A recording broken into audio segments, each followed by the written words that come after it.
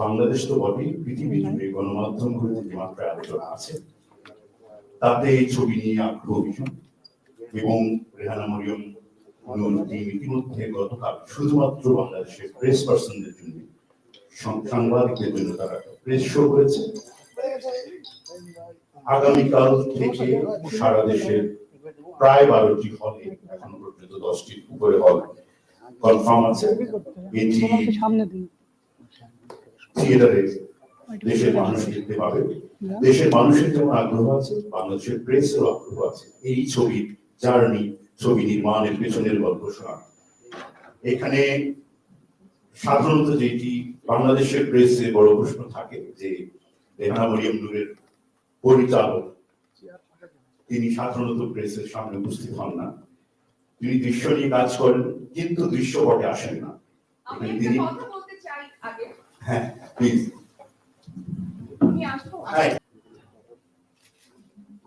আমি একটু লেট করে জয়েন করেছি কারণ এতক্ষণ আমি এশিয়া প্যাসিফিক স্ক্রিন অ্যাওয়ার্ডস এর সাথে জয়েন করেছিলাম, লাইভে ছিলাম।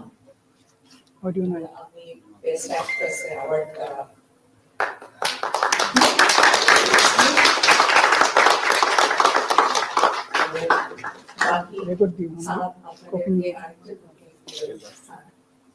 অভিনন্দন। আমরা কি আরেকটি কথা বলতে পারি? আচ্ছা, সেটি হচ্ছে এই ছবি রেহানা মরিয়ম নূর একই এশিয়ান প্যাসিফিক স্ক্রিন অ্যাওয়ার্ড জুরি গ্র্যান্ড প্রাইজ পেয়েছে। রেহানা মরিয়ম নূর চলচ্চিত্র হিসেবে জুরি গ্র্যান্ড প্রাইজ পেয়েছে। এবং আপনারা জানেন এই অ্যাওয়ার্ড ভীষণ রকম গ্লোবালি ভ্যালু রাখে। ফলে এখন যে প্রেস কনফারেন্স হচ্ছে সেখানে এই একটা নতুন খবর এই ছবির পক্ষ থেকে। কিন্তু আমি আর খুব বেশি দীর্ঘায়িত না করি, আপনারা অনেকক্ষণ অপেক্ষা করেছেন, আমরা বরং আনুষ্ঠানিকভাবে শুরু করেছি। আপনাদেরকে স্বাগত। এবং আমি রেহানা মরিয়ম নূর ছবির পরিচালক আব্দুল্লাহ মোহাম্মদ সাদকে একটা ওয়েলকাম নোট দিতে বলি আপনাদের, তারপর নিশ্চয়ই আমরা আপনাদের প্রশ্নোত্তর পর্বে যাব।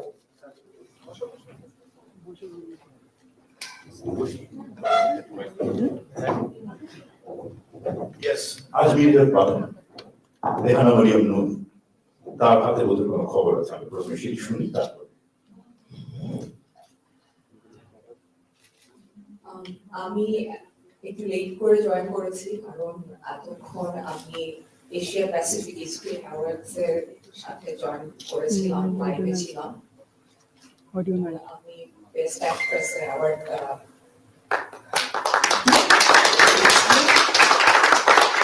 করতাম আরো আগেই, বাট আমি একটু ওয়েট করেছিলাম যে যেন আপনার ছবিটা দেখেন আগে, তারপর যদি আমরা কথা বলি তখন তো কনভারসেশনটা বা এটা অনেক ইন্টারেস্টিং হবে আর কি। এবং আমি নিজেও খুবই কিউরিয়াস যে ছবিটা আপনার কাছে গতকাল কেমন লাগছে।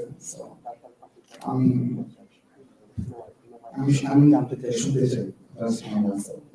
থ্যাংক ইউ সো মাচ আসার জন্য। আমি একটু বলি, সাধারণত ছবি নিয়ে আমরা দেখেছি ইতিমধ্যে ছবির নাম ভূমিকায় অভিনয় করেছে আজমির বলেছেন আপনাদের সামনে, তিনি তো আছেনই এখানে। তার সাথে আপনারা দেখতে পাচ্ছেন যে এই ছবির অন্য শিল্পীরা উপস্থিত আছেন। আপনারা দেখতে পাচ্ছেন এখানে ছবির সিনেমাটোগ্রাফার আছেন, ছবির সাউন্ড ডিজাইনার আছেন এবং এক্সিকিউটিভ প্রডিউসার আছেন।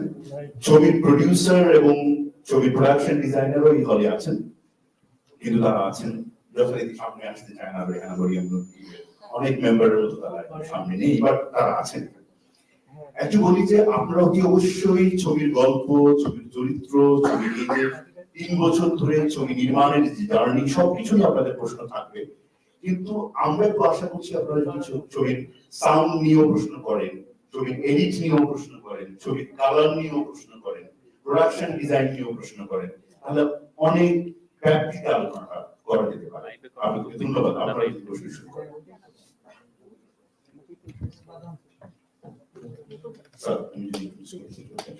আচ্ছা, সরি, আমি একটু আমার টিমকে ইন্ট্রোডিউস করতে চাই।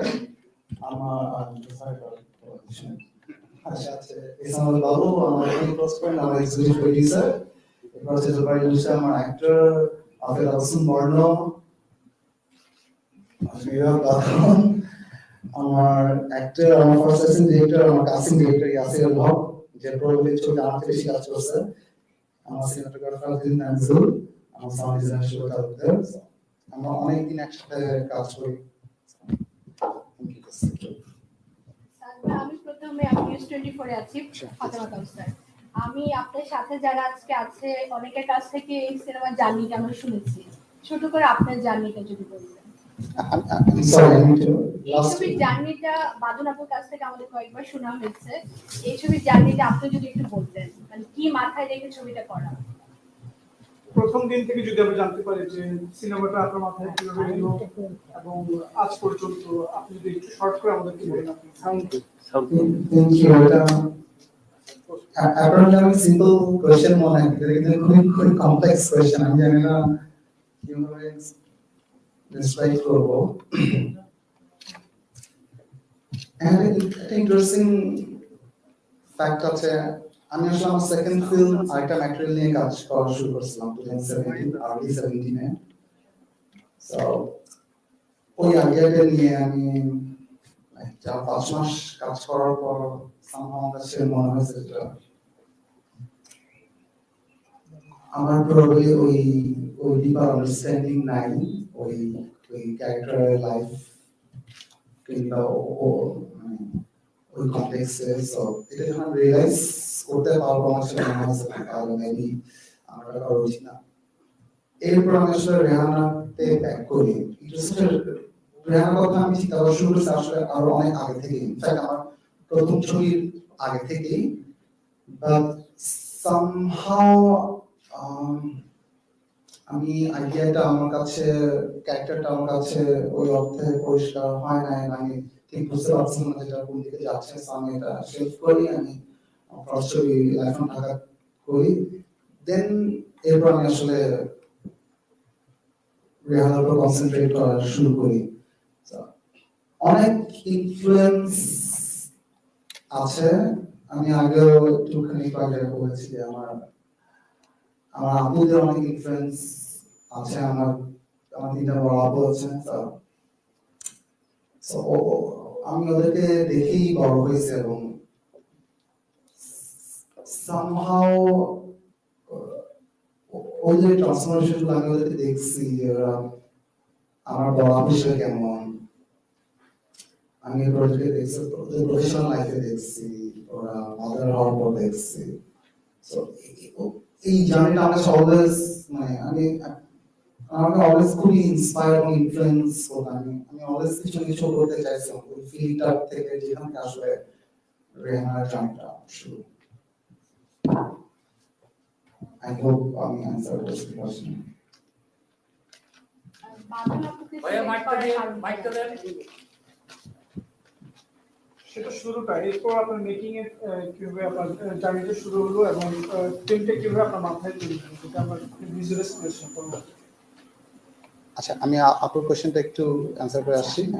আমি জানি যে কাস্টিং অনেক গুরুত্বপূর্ণ একটা বিষয়, যে আমার চিন্তা ভাবনার সাথে যাদেরকে আমি কাস্ট করবো তারা আসলে সেভাবে কাজটা করতে পারবে কিনা। তো সেক্ষেত্রে আসলে বাদন আপুকে সিলেক্ট করার কারণটা জানতে চাই। বাংলা আমাকে ফার্স্ট সাজেস্ট করছে আমার কাছে যেটা ইয়াসির হক। সো আমার কাছে যেটা ইম্পর্টেন্ট ছিল, আমি প্রথমত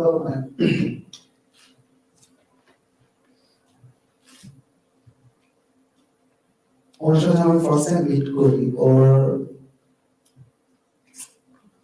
আমি জানি না আসলে কিভাবে এক্সপ্লেন করবো, ওর মধ্যে কিছু ওর অ্যাপ্রোচ বা আমি যখন কোয়েশ্চেন করছি লাইফ নিয়ে বা ইন জেনারেলি আমরা অনেক কথাবার্তা বলছি, প্রথম সামহাউ আমি ওই ফিলিংটা পাইছি যে maybe she is the one আর কি। এমনিতে আমরা যখন লুক টেস্ট করি, আমাদের কস্টিউম ডিজাইনটা অনেক আগে থেকে করা ছিল। সো আমরা ওই কস্টিউমে রেহানার কস্টিউম যখন আমরা ফার্স্ট টাইম দেখি, শি লুক রাইট। এটা হচ্ছে প্রথম পয়েন্ট।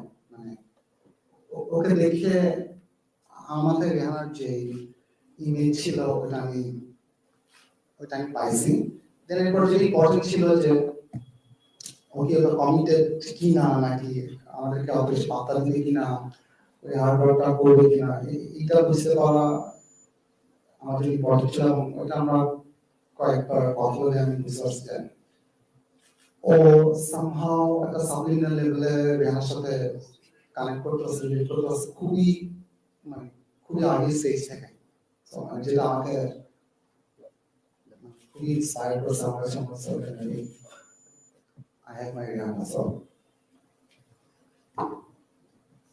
আপনার আড়ালে থাকার কারণটা একটু ব্যাখ্যা করতে, কারণ এই প্রশ্নের উত্তর আপনার টিম মেম্বাররা অনেকবার দিয়েছে, তারা বিব্রত হয়েছে, বারবার আমরা তাদের আপনাকে খুঁজছি পাইনি, তাদেরকে বারবার এই প্রশ্নের উত্তর দিতে হয়েছে। তো আসলে আপনি যদি একটু ক্লিয়ার করেন যে সিনেমাটা এত আলোচিত হলো, পুরো বিশ্ব গ্রহণ করছে, তার নির্মাতা কেন আড়ালে থাকে, এটা পিছনে নিশ্চয় আপনার একটা ব্যাখ্যা আছে। আচ্ছা আমি প্রথমে খুবই সরি আমি যদি আপনাকে হার্ট অফেন্ড করে থাকি আমি ট্রাস্ট মি এটা কিন্তু আমার ইন্টেনশন না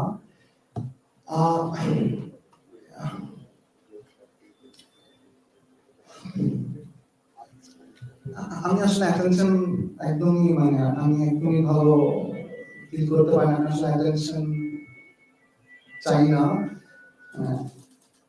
আমি আসলে ক্যামেরার এদিকে না ওইদিকের মানুষ আমি খুবই আনকমফোর্টেবল ফিল করি এখানে আমি ট্রাই করি যাতে আমার কাজটা আমি ঠিক করে করতে পারি ওইটা কাজ নিয়ে কথা বলাটা এবং সবকিছু আমি খুবই আনকমফোর্টেবল ফিল করছি মানে প্লিজ মানে এটাকে আই হোপ যে মানে আজকের পর কোনো মিসকমিউনিকেশন হবে না আমি শুনছি এরকম কিছু যে অনেকে আমার রাগ করে আছে মন খারাপ করে আছে বাট মানে ট্রাস্ট মি একদমই আমি আপনাদের একদমই অফেন্ড করতে চাই না হার্ট করতে চাই না বাট আমার জন্য একটু ডিফিকাল্ট মানে আমি খুবই নার্ভাস পারসন আমি এত গুছায় ভালো কথা বলতে পারি না সবকিছু আমার জন্য আপনাদের সামনে আসলে খুবই ডিফিকাল্ট আমার জন্য সাদবা এটাও বলা হচ্ছিল যে এটা আপনার প্রচারণার কৌশলী কিনা না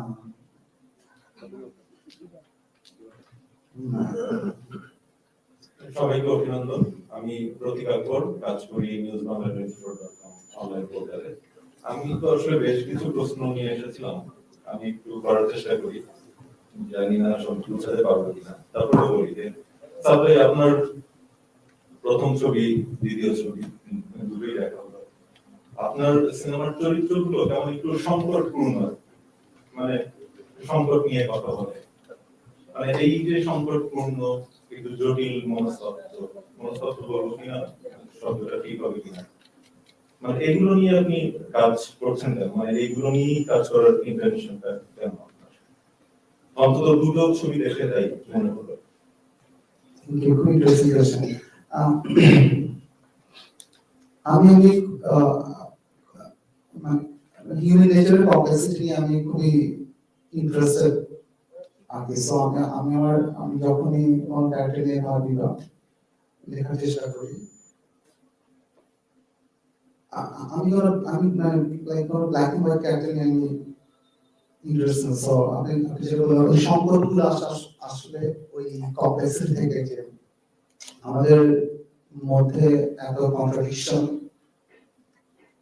আমরা হয়তো অনেক সময় আমাদের অনেক ইন্টেনশন রাইট বা হয়তো অ্যাকশনটা রাইট না বা অ্যাকশন রাইট ইন্টেনশন অলসো সবকিছু হিউম্যান নেচারের ওই কমপ্লেক্সিটি আমি অলওয়েজ খুবই ফ্যাসিনেটেড ছিলাম তো আই গেস আমার রাইটিং এ ওইটা ইম্প্যাক্ট পড়ে যেই গল্প আপনি এখন বলতে চাইলেন, আপনি আপনার আগের ইন্টারভিউতে বা ইন্টারভিউতে বলেছেন যে অধিকাংশ সময় আপনি আপনার যে দেখা জীবন, সেই দেখা জীবন থেকে আপনি লেখেন কিংবা চিত্রনাট্য করেন। মরিয়ম নূর সিনেমায় যে সংকটটা উঠে এলো বা যে সংগ্রাম উঠে এলো, সেটাকে প্রকাশ করার জন্য এই সময়টাকে কি আপনি ভালো মনে করেন, কেন করলেন? আমি একটু যেটা বলছিলাম আমি একটু রেহাকে চিন্তা করা শুরু করেছি অনেক আগে থেকেই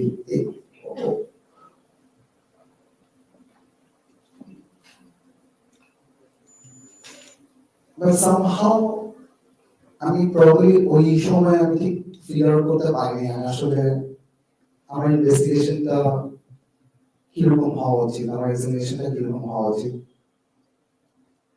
লাইফ ফ্রম ঢাকার পর যখন মানুষ somehow যখন এই আইডিয়াটা দিয়ে ক্যারেক্টারটা ব্যাক করলাম, এটা আসলে ঠিক এই টাইমের কন্টেম্পোরারি মানে সিচুয়েশনের ইম্প্যাক্ট আসলে না। এটা নিয়ে হয়তো এখন জেনারেল পলিটিক্স নিয়ে বা ডিসক্রিমিনেশন অনেক এখন আমরা সবাই অনেক এখন অ্যাওয়ার, অনেক conscious, which is great. But আমার অ্যাট্রাকশন ছিল আসলে রেহানাকে নিয়ে। সাবজেক্ট ম্যাটারটা একটু পরে আমার কাছে মানুষ হিসেবে রেহানা মোর ইম্পর্টেন্ট ছিল। সো এমন না যে আমি কন্টেম্পোরারি সিচুয়েশনটাকে সামহাও ক্যাপচার করতে চাইছি বা এটার কোন একটা ভার্সন আমি কমপ্লিট করতে চাইছি। ও আমার অনেক আগে থেকেই ছিল। সামহাও কোইন্সিডেন্টালি এটা হয়তো এখন অনেক রেলেভেন্ট হয়ে উঠছে এই টপিকটা। আই এম গ্ল্যাড যে না এটা কোইন্সিডেন্টালি বলি আর যে কারণে হোক না কেন এটা এখন অনেক রেলেভেন্ট হয়েছে। কারণ আমার অলওয়েজ সবচেয়ে ইম্পর্টেন্ট ছিল রেহানাকে বোঝার চেষ্টা করা। আপনি যে চরিত্র নিয়ে কাজ করেন, মানে আপনার সিনেমা কি আপনার চরিত্রের উপর নির্ভর করে? মানে আপনি যে স্টাইলে সিনেমাটা করতে চান, যেমন আমরা যদি লাইফ ফ্রম ঢাকা দেখি, সেটার এক ধরনের রূপকথা আছে, এইখানে রেহানা মারিয়াম নূরের এক ধরনের শীতলতা আছে।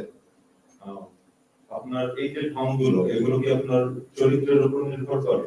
মানে কখনো যদি আপনি এমন হয় যে সংকট থেকে বেরিয়ে এসে অন্য কোনো বিষয় নিয়ে সিনেমা করছেন, তখন আপনার নির্মাণ ঢং কি আসলে চেঞ্জ হয়ে যাবে?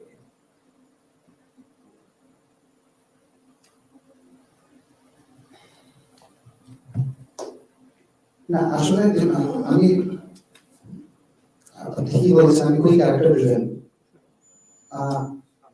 সংকট ছাড়া আসলে হিউম্যান নেচার এক্সামিন করা, ইনভেস্টিগেট করা মানে পয়েন্টলেস। আমরা আসলে যখন মানুষকে কোনো কনফ্লিক্টে দেখি তখন আসলে ওর অনেক ইনার সাইড, ওর একটা ডার্ক হোক, একটা হিরোইক হোক, একটা পজিটিভ হোক, অনেক শেড, অনেক লেয়ার আমরা তখন বুঝতে পারি যখন কোনো মানুষ কোনো ডায়ার কোনো কনফ্লিক্টে পড়ে। সো আমার কনফ্লিক্ট খুবই ম্যাটার করে, আদারওয়াইজ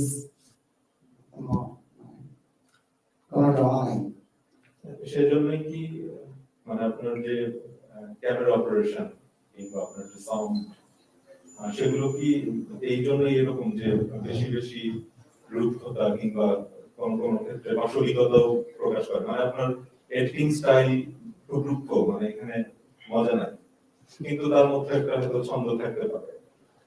এবং এডিটিং, ক্যামেরা, এই অপারেশন গুলোর ব্যাপারে আমি একটু আমাদের যারা মানে ক্যামেরা এবং এডিটিং এ কাজ করেছেন, কালার টোনে কাজ করেছেন, তাদের কথাও যদি একটু শোনার সুযোগ থাকে। আপনি আগে বলে নেন তারপরে। এবং আমি যদি যেহেতু আরো অনেকে প্রশ্ন করবেন, তাহলে আমি বেশি সময় নিয়ে নিচ্ছি, এজন্য দুঃখিত। আমি আরো কিছু প্রশ্ন রেখে যেতে চাই, যদি আপনি মনে রেখে প্রশ্নগুলোর উত্তর দেন। এর আগে বিভিন্ন সময় আমরা আপনার ইন্টারভিউ যেগুলো সংবাদ বিজ্ঞপ্তির আকারে এসেছে সেগুলো করার সুযোগ হয়েছে, সেগুলো আমরা দেখেছি। আপনি একটা জায়গায় বলছেন যে জীবনের অনেক ব্যর্থতাই হয়তো আপনাকে পরিচালক করে তুলেছে। সেই সেই ব্যর্থতাগুলো শুনতে চাই না, কিন্তু এটা যদি কোনো একটা ব্যাখ্যা দেন কেন আপনার সিনেমা এত জায়গায় ঘুরছে তবুও আপনি নিজেকে ব্যর্থ মনে করছেন কিনা, সেই সেই বিষয়ে একটু বলবেন। আমি দুঃখিত, আরো একটু বলে নিই যে আমি আপনার প্রথম কোশ্চেন থেকে আসি, আমি প্রবাবলি ফলো করতে নট খুব বেশি ইন্টেলিজেন্ট না স্মার্ট না, বাট এটাই আপনার কোশ্চেন ইন্টারেস্টিং যে কারণে আমি এটা একটু আগে কথা বলতে চাই। আপনি যেটা বললেন রুক্ষ, মানে আমার এডিট অ্যাপ্রোচ বেশ হার্শ।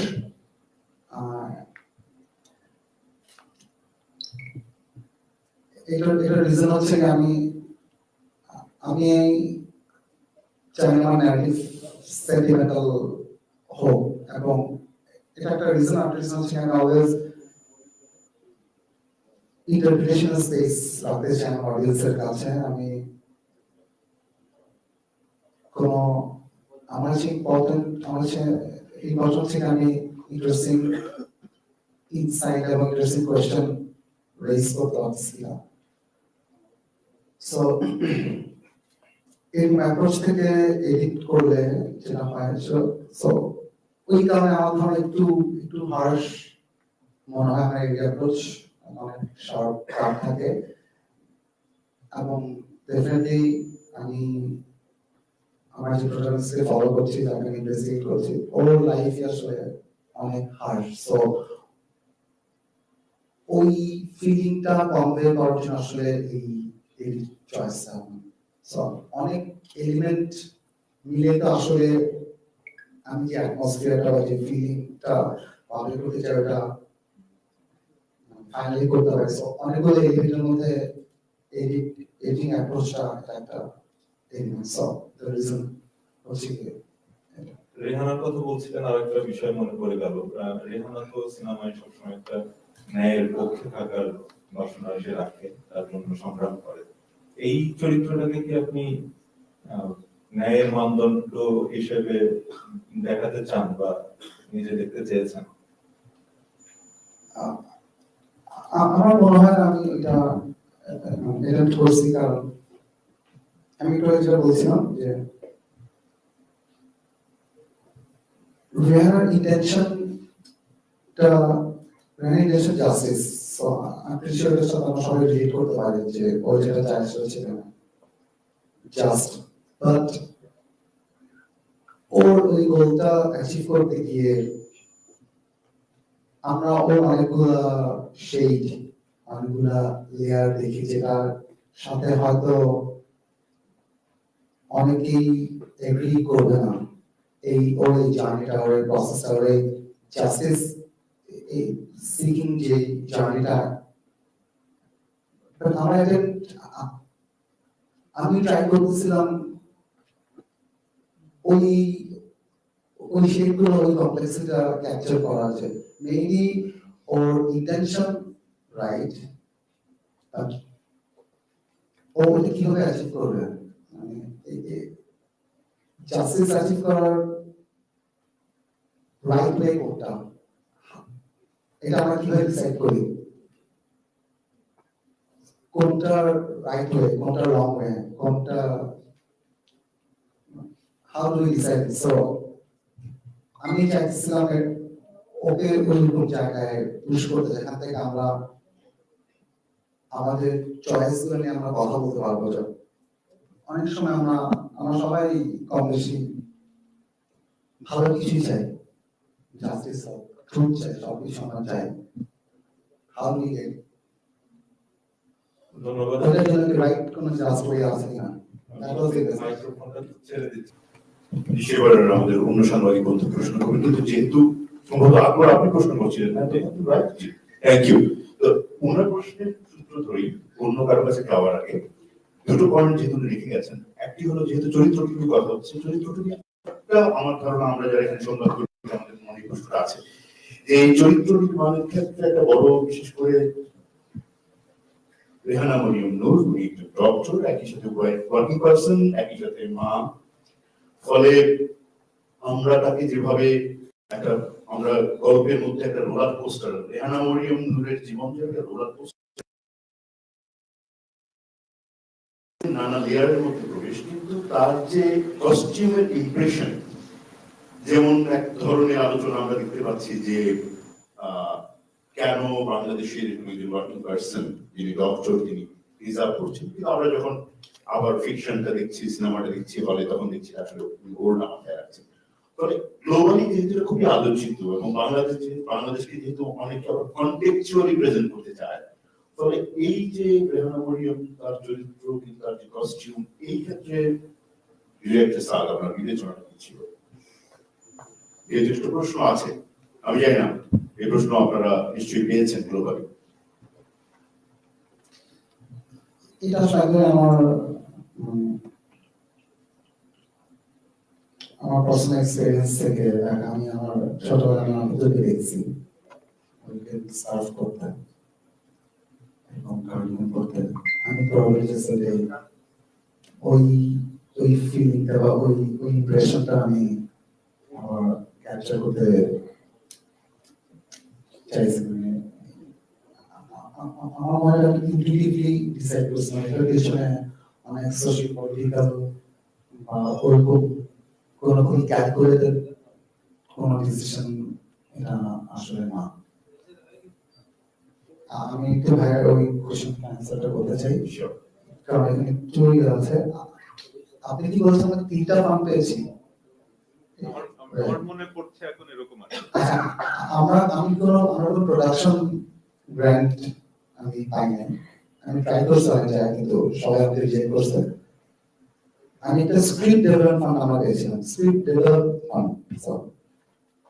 স্ক্রিপ্টের জন্য স্ক্রিপ্ট আমি কোথাও করেছি পাইনি। আর একটা পোস্ট প্রোডাকশন গ্র্যান্ট আমরা পেয়েছিলাম। সো প্রোডাকশন ছবির ফাইন্যান্সিং পুরোটাই এখান থেকে হওয়া, এবং আমার ফ্রেন্ডরা ছবিটা ফাইন্যান্স আমি আমার ফার্স্ট ছবি আমরা এভাবেই করছি। সেকেন্ড ছবি process more or less same, তো একটু স্কেল হয়তো একটু বেটার, একটু বেশি শুটিং ডেজ পাইছি, এটা ম্যানেজ করার চেষ্টা করছিলাম। আমি একটু জাস্ট ক্লিয়ার করলাম না, আমার প্রোডাকশন ব্রাঞ্চ আমার। আচ্ছা, যেহেতু সাউন্ড নিয়ে একটা প্রশ্ন এসেছে, এই সিনেমার সাউন্ড ডিজাইন এখানে সৈকত তালুকদার আছেন, যিনি কিছুটা সাউন্ড ডিজাইন করেছেন। আমি একটু জাস্ট সাপ্লিমেন্ট রেখে যাই। ছবিতে আমরা দেখছি যে যেরকম হার্ড অনেক মোমেন্ট আছে যেখানে সাউন্ড অদ্ভুত রকম ভীষণ রকম এঙ্গেজ করে ফেলে। আবার সাইলেন্সও দেখেছি যেখানে মনে হয়েছে যে সাফোকেশন দর্শকের মধ্যে। সো এই ডিজাইনটা আপনারা কিভাবে করবেন সৈকত তালুকদার, আপনি যদি করেন সাউন্ড ডিজাইনার? আসলে আমরা যখন সাউন্ড ডিজাইন করি, সো স্টোরি বোঝাটা খুব ইম্পর্টেন্ট। সো প্রেয়ার সাউন্ড মনে হয়েছে যে এত ডিস্টার্বিং একটা ফিল্ম ধরেন, সো আমরা নর্মাল সাউন্ড ডিজাইন থেকে বের হয়ে সাইকোলজিক্যালি কিভাবে মানুষকে আরো ইনভলভ করা যায় এই সিনেমার সাথে। সো ওই জায়গা থেকে আমাদের চেষ্টা ছিল হচ্ছে কিছু লো ফ্রিকোয়েন্সি আর রাম্বেল আমি ইউজ করেছি, যেগুলো হচ্ছে 11 হার্টজ, যে আপনার থিয়েটারে মানুষকে আসলে মেন্টাল ডিস্টার্ব হয়। সো ট্রাই এভাবেই আসলে এটাই ছিল আমাদের মেইন।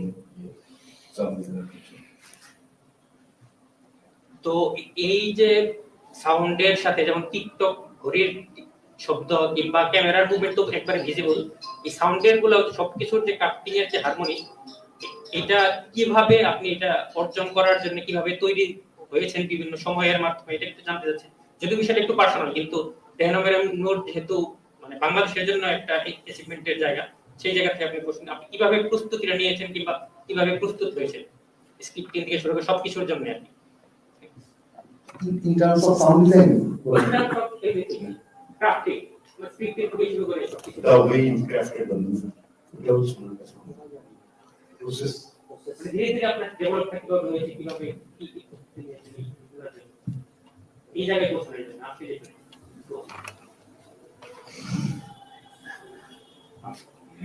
অনেক বড় কোশ্চেন। আমি জানি না ছোটবেলা কিভাবে বলতে পারবো কিনা, এটা 4 বছরের স্টোরি। আমি একটু একটু বলে আমি মিড 70 থেকে লেখা শুরু করছি। সো 19 অক্টোবর আমি প্রবাবলি আমার 5th ড্রাফটে আসার পর আমরা ডিসাইড করি যে আমরা ছবিটা প্রোডাকশনে যাবো। এটা পর্যন্ত আমি শিওর ছিলাম না আমি ছবিটা বানাবো কি বানাবো না। আমি অনেক ফ্লাকচুয়েট করতেছিলাম, ঠিক বুঝতে পারছিলাম না আসলে আমি এই ছবিটা বানাতে চাই কিনা। সো 3 বছর লেখার পরে প্রবাবলি আর্লি 19-এ আমি একবার একটু ওই ফিলিংটা পাই যে মেবি আমি এটা করতে চাই। ইমেইলের মধ্যে আমার সাথে বান্ধবের সাথে পরিচয় এবং ওর সাথে কথা বলতে বলতে আমার একসাথে অনেক কিছু ডিসকাস করে আরো ডেভেলপ করতে থাকি। সো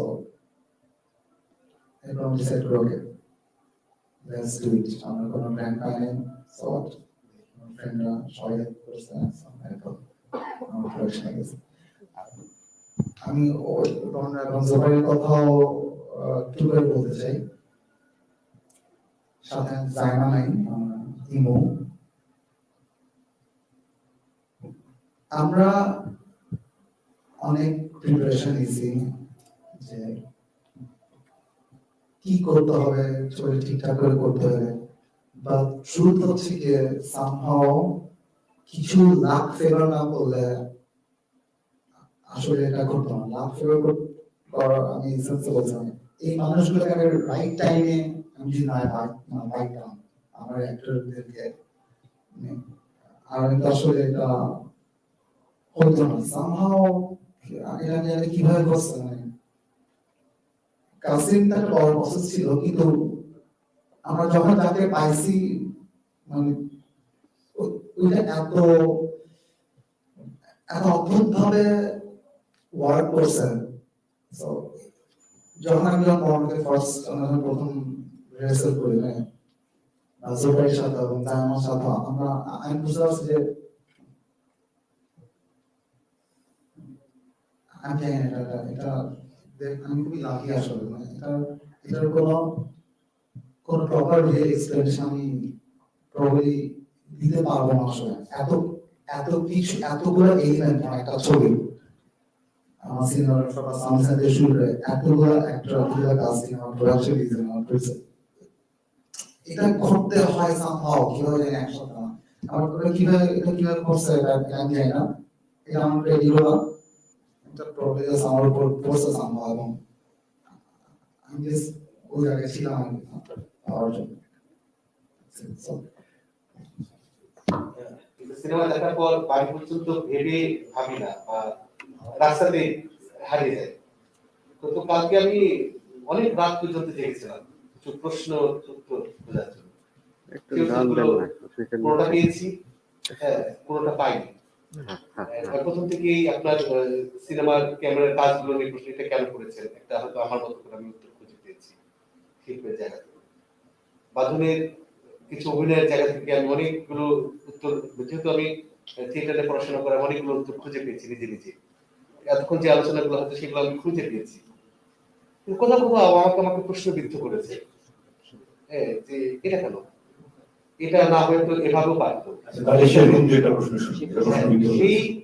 সেই একটি প্রশ্ন এসেছে যে আমরা যখন ঘ্রাণানুর মরমের শিশুর সাথে যে শেষে যে আচরণটা করা হচ্ছে, যে তাকে কোনো কিছু বলতে হচ্ছে, কেন জানতে চাচ্ছি আমি কেন ওখানে যাবো না, বা কেন আমি পারফর্ম করবো না। সেখানে কিন্তু বলছে না যে তুমি এখানে এই কারণে তুমি যাবে না। এখানে একজনের যে একজনের স্ট্রংনেস যেটা আমার, সেইটাকেই মানে এখানে প্রতিমান করা হয়েছে। তাহলে আমি তো আমার আদর্শে আমার কন্যাকে আমি কি বড় করছি, তাই তো নাকি, বা সে আমার মতো হবে, শক্তিশালী হবে, কিন্তু তাকে আমি তৈরি করছি না, তাকে আমি জানতে দিচ্ছি না, জানিয়ে দিয়ে আমি শেষে গিয়ে দরজা বন্ধ করে দিয়ে তাকে আমি প্রমাণিত করে চালাম। তাহলে ওই জেনারেশন তার কাছে কি বার্তা গেল? যদি কোনো মা, ইদানিং আমাদের ভয় লাগে, যদি এটা নাটকতার ক্ষেত্রে অনেক ভালো প্রেজেন্টেশন, শেষে আমাকে অনেক বেশি এটাকে নাটকীয় করেছে, অনেক সিনেমাটিক করেছে আমাকে, আমি এই জন্যই ভেবেছি। কিন্তু আমার ভয়টা ওখানে, আমার মায়েরা, আমার বোনেরা সিরিয়াল দেখে জীবনের সাথে মিলে ফেলে, এবং সেটা তার আচরণে নিয়ে চলে আসে। কোন মা যদি এটাকেই রাইট ওয়ে মনে করে, তাহলে কি ভুল বার্তা যাবে কিনা বলে মনে করেন পরিচালক? প্রশ্ন পরিষ্কার। প্রথমে আপনাদেরকে ধন্যবাদ, আপনারা সবাই এসেছেন এবং আজকে আমাদের আসলে এত বড় একটা গুড নিউজও আছে। আপনি যে প্রশ্নটা করেছেন, আমি যদি রেহানাকে বলি, মানে আমার কাছে রেহানা আমার জীবনে আসলে কি প্রভাব রেখেছে, আমি বারবার বলেছি যে আমাকে রেহানা প্রভাবিত করেছে এমন একটা জায়গায় যেখানে আমার ব্যক্তিগত জীবন এবং আমার প্রফেশনাল লাইফও সমানভাবে আসলে কিন্তু মানে প্রভাবিত হয়েছে। আমি যখন রেহানাকে জানতে শুরু করি আমার সাথে সাদের অনেক কনফ্লিক্ট হয়েছে। আমি বলেছি না এটা এরকম, এটা কেন এরকম হবে, এটা এরকম না, তুমি জানো না। মানে আমি ওকে এটাও বলেছি যে তুমি কতটুকু জানো একটা মেয়েকে নিয়ে। আমি লিটারেলি মানে আমার এখন নিজের উপর নিজের হাসি পায়, মানে এখন আমার কাছে এটা কমেডি মনে হয়, তখন আমার মনে হচ্ছে যে ও মাই গড আমি না জানি কি বলে ফেলছি আব্দুল্লাহ মোহাম্মদ সাদকে। তো এখন আমার কাছে এগুলো কমেডি মনে হয় যে আমি যখন এগুলো বলছি ও আমাকে কিভাবে টলারেট করছে। তো ওরা আমার অনেক কিছু টলারেট করছে। তো এরকম অনেক কনফ্লিক্ট ছিল সাদের সাথে আমার, যে রেহানা এটা কেন করবে না, ও এটা করতে পারে না মানে। কিন্তু আমি যখন আস্তে আস্তে রেহানাকে জানতে শুরু করছি, আমি আমাকেও জানতে শুরু করছি। রেহানা যে কাজটা করছে আমরা যুগে যুগে সেই কাজটাই করে আসতেছি। এইটা জাস্ট ও চোখে আঙ্গুল দিয়ে দেখাতে চাইছে। এটা আমার অবজারভেশন রেহানাকে, যে রেহানা এটা দেখাতে চাইছে যে আমি এত ফাইট করতে চাচ্ছি, আমি এত কিছু করতেছি, বাট আলটিমেটলি আমি সেই কাজটাই করতেছি আমার সন্তানের সাথে। আমি ওই দৃশ্য করার পর ওই মোমেন্টে ডিসিশন নিয়েছি যে আমি আমার মেয়ের সাথে এটা কোনোদিন হতে দিব না। সো এই ডিসিশনটা নেওয়ার জন্য আগে আমাকে এই সত্যটা স্বীকার করতে হবে। আমরা যে একটা ডিনাইল মুডে থাকি সারাক্ষণ, যে আমাদের সাথে আসলে কিছুই হচ্ছে না, আমরা একেবারে সুখে শান্তিতে বসবাস করতেছি, এই জায়গাটাকে প্রশ্নবিদ্ধ করাটা সবার আগে জরুরি। কারণ আমি তো নিজের কাছে নিজে কখনো স্বীকার করতাম না যেগুলো আমার সাথে হচ্ছে। আমি সবসময় ডিনাইল মুডে থাকতাম, আমি ভাবতাম আমি সবচাইতে সুখী পৃথিবীতে। কিন্তু আলটিমেটলি ওই ইমোর সাথে থেকে শুরু করে ওই প্রফেসর যা করেছেন প্রত্যেকটা জিনিস আমি আমার লাইফে ফেস করেছি। সবকিছু এখানে যে কয়টা মেয়ে আছে, যে কয়টা আপনারা যারা আছেন, আপনার মা, আপনার মেয়ে, আপনার বোন, ইভেন আপনারাও এরকম অনেক কিছু ফেস করে থাকেন, বাট আমরা ওটা ডিনাই করি যে না আমরা এগুলো হয় না। ওগুলো আগে তো স্বীকার করতে হবে। এখানে তো আসলে আমার সাদের সাথে কাজ করে যেটা মনে হচ্ছে যে সাদ এখানে আসলে কাউকে আনন্দ দিতে না, প্রশ্নগুলো জাগাতে এসেছে। আমি যখন ওর লাইফ ফ্রম ঢাকা দেখেছি আমার কাছে মনে হয়েছে যে হাজার হাজার প্রশ্ন আমাকে আমার মাথার মধ্যে ঘুরছে। তো যখন আমি রেহানা করেছি, রেহানার মাধ্যমে আমার লাইফের যে ইম্প্যাক্ট পড়েছে, আমি মনে করি যে এর যদি 10% ইম্প্যাক্টও কোনো মেয়ের উপর পড়ে তাহলে এইটা সমাজ পরিবর্তনে একটা ভূমিকা রাখবে, আমি বলছি। ঠিক আছে? আর মেয়েরা এত সহজে প্রভাবিত হয় না, আপনারা প্রভাবিত করার চেষ্টা করেন, সিরিয়াল যারা দেখায় আমি জানি না, মেয়েরা এত সহজে প্রভাবিত হয় না, ওরা বাধ্য হয়। ঠিক আছে? বাধ্য হওয়ার অ্যাক্ট করে মাঝে মাঝে। Thank you. আপনার বক্তব্য আছে কিনা পরিচালক? সরি, আপনার কোনো কথা আছে কিনা?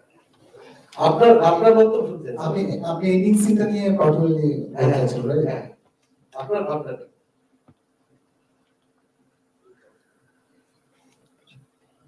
আমার কাছে মনে হয় আমি ওই কোশ্চেনটা রেজ করতে চাইছিলাম যে এই ওয়ার্ল্ডে এই সময় এসে কিভাবে আপনি আপনার অনেকে রেজ করবেন, আপনি কি চান যে আপনার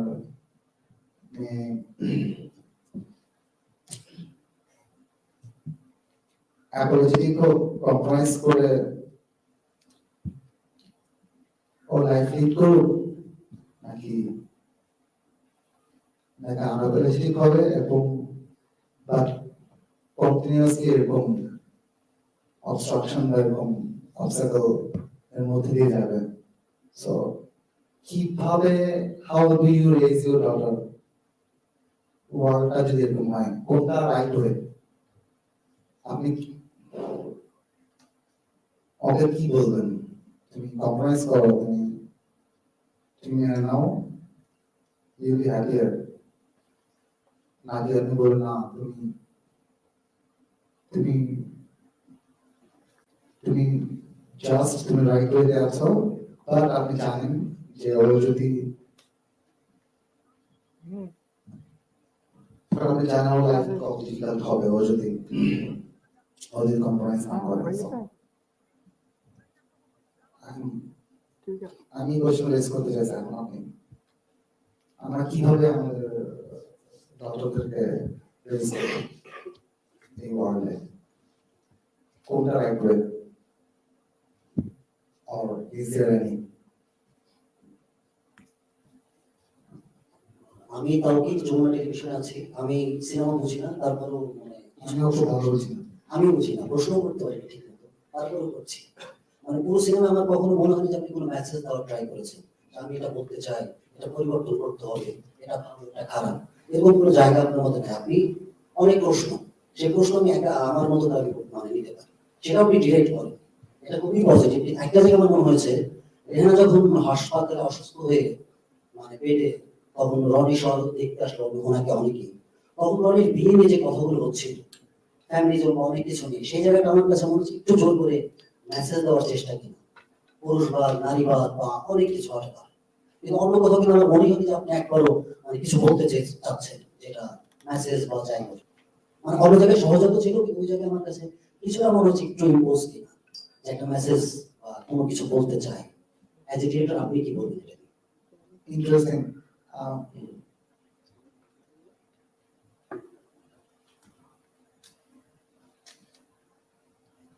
এটা আপনি ইন্টারপ্রিটেশন আমার কাছে ভালো আছে যে আমার কাছে মনে হয়েছে এটা না প্রবলেম ইম্পোজিং লাগতেছে আমি যখন করছি আমার কাছে মনে হয় আমি আশা করছিলাম যে ইম্পোজিং মনে হবে না আমি ট্রাই করছিলাম অ্যাজ এ অডিয়েন্স আমার কাছে ওইখানে সত্যি আমি থাকতে খুঁজি কারণ এই কনভারসেশনটা আমার খুবই মানডেইন কনভারসেশন আছে আমি এই হসপিটালে দেখতে যাওয়া কোন রিলেটিভকে দেখতে গিয়ে কমপ্লিটলি অন্য একটা টপিকে অভিজ্ঞতা করে এটা আমরা করি আর কি এটার মধ্যে এত না মানে তাহলে কোনো ইউজিং অবজারভেশনটা আমি জাস্ট যেটা বলার চেষ্টা করতেছি এটা আমি এত দেখছি তার কাছে আমার অলওয়েজ খুব ইন্টারেস্টিং লাগতো দেখতে আসছে একজনকে তার কথা হচ্ছে কমপ্লিটলি অন্য একটা টপিক এবং নলেজকে নিয়ে তো এবং হাজবেন্ড ওয়াইফের মধ্যে এই ধরনের নাস্তা বানানো এটা কিন্তু খুবই কিন্তু আপনার গল্প বলা খুব ইম্পর্টেন্ট মানে আমার কাছে মনে হয় এটা খুবই মানবেই না আবার এই সময়টাতে খুবই রেলেভেন্ট মনে হয় আমার কাছে আমি ট্রাই করছি বাট আমি সরি যে আপনার কাছে ইম্পোজিং মনে হয়েছে আমি একদমই এটা ফেলিয়ার আমার জায়গা থেকে আপনার কাছে থ্যাংক ইউ ফর অবজারভেশনের জন্য আরেকটা প্রশ্ন সেটা হচ্ছে যে আপনার সিনেমায় আসলে ব্যাকগ্রাউন্ড মিউজিক নেই বললেই চলে এখানে শব্দের প্রভাব তো এটাকে ইচ্ছা করে শব্দ দিয়ে গল্প বলা মানে আমরা টিপিক্যাল ব্যাকগ্রাউন্ড অনেক কিছু দিয়ে গল্প সেই জায়গাটা বের হয়ে ইচ্ছাকৃত ভাবে সাউন্ড দিয়ে করার চেষ্টা করি এটা সহজত না আসলে হচ্ছে সচেতন আমি কোনো মিউজিক রাখবো না এরকম ভাবনা না আমি আসলে শব্দ দিয়ে গল্প করবো এই গল্পটা শব্দ দিয়েও বলা যায় আমার অ্যাপ্রোচ মানে আমার ফিল্মিং অ্যাপ্রোচে আমি আসলে আমি বুঝি আমি কিন্তু ফিল্ম বুঝি না সো আমার মনে হচ্ছে জাস্ট রাইট আপনি ফিল্ম না বুঝে ভালোই করেছেন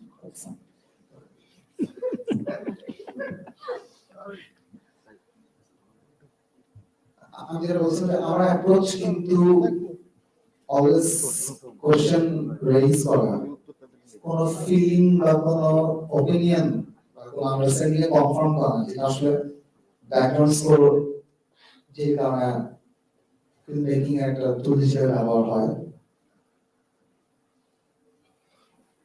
আমি আসলে অডিয়েন্সের কোনো ফিলিং কনফার্ম করতে চাই না বলতে চাই তোমার এখন স্যাড হওয়া উচিত তোমার হ্যাপি হওয়া উচিত তোমার এখন অ্যাংশাস হওয়া উচিত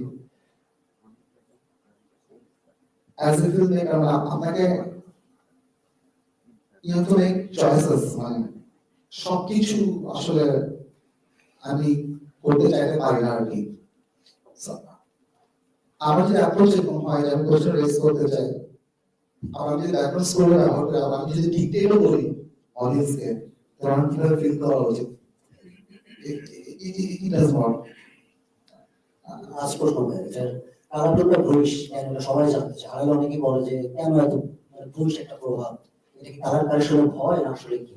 এটা অনেকেই বলে, অপ্রিয় হলো সত্য। মানে কালার কারেকশন কালার নিয়ে একটা মানে এটা ব্লুইশ সম্ভবত, কালার টোনটা ব্লুইশ, মানে নীলের প্রাধান্য এই টোনটা এটা জানতে চাচ্ছি, মানে ব্লু টোনটা কি ব্লু। আর অনেকে বলে যে এটা কি কালার কারেকশনের এক অর্থে ভয় কিনা, যে এটা দিয়ে একটা মানে অনেকেই বলেছে, আমি নিজে শুনেছি। তো এটা আপনার মুখে ক্লিয়ার শুনতে চাই আসলে।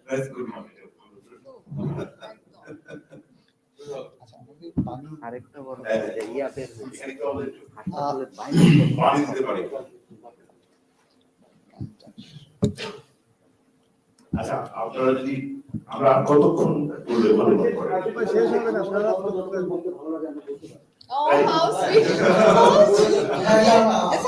আমার সব ইমেলও আছে, আমার কাছে মনে হয় যে আমরা একজনের সাথে আপনি নিশ্চয়ই কথা বলবেন। আজকে তোমারটা শুনো, অনেকবার শুনেছি। কালারটা বলো না। কালারের নিয়ে একটু শুনি।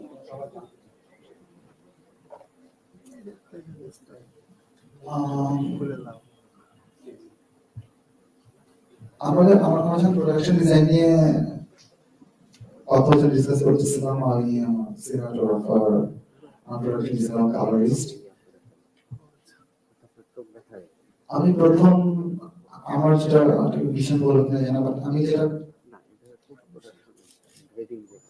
আমি চাইছিলাম কিভাবে রেহানার ইনার টার্মোয়েলটা আমি কনভে করবো মানুষের কাছে। ওর ভেতরের এই সাপ্রেশন, ওর অ্যাঙ্গার, ওর ভেতরে এত টার্বুলেন্স, এইটা আমি কোনো অনেক ব্যাকস্টোরি ছাড়া বা অনেক ফ্ল্যাশব্যাক ছাড়া কোন ফিলিংটা কিভাবে কনভে করবো। সো এই কালার, ব্লুইশ কালার চয়েসটা one of the elements অনুভব থেকে আমরা যে ফটোগ্রাফ করছি, একটা ফটোগ্রাফের মধ্যে ধরে লেন্স আমরা চুজ করছি, আমরা সাউন্ড ডিজাইন করছি, এটার সাথে এই কালার স্কিমের এটা একটা এলিমেন্ট যা আমার কাছে মনে হচ্ছে প্রবাবলি এই কোন একটা তোমরা থাকলে যেটা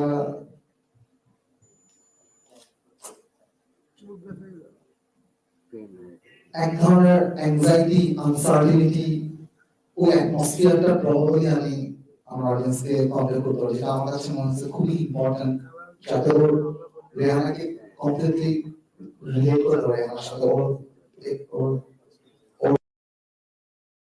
কি চলতেছে।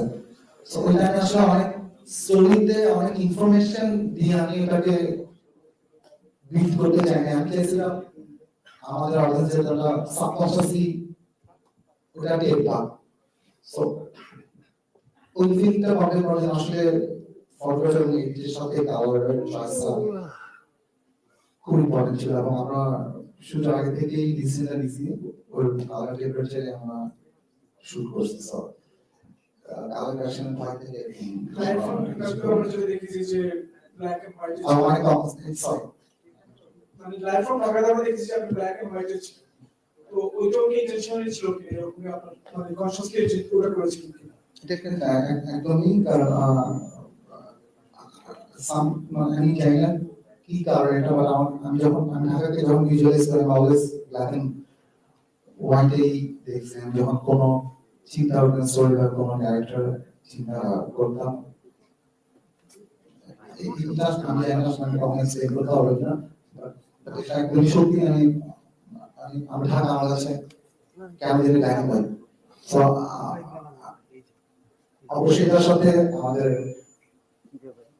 বাজেটের তো ডেফিনেটলি এটা অস্বীকার করার কোনো কারণ নেই।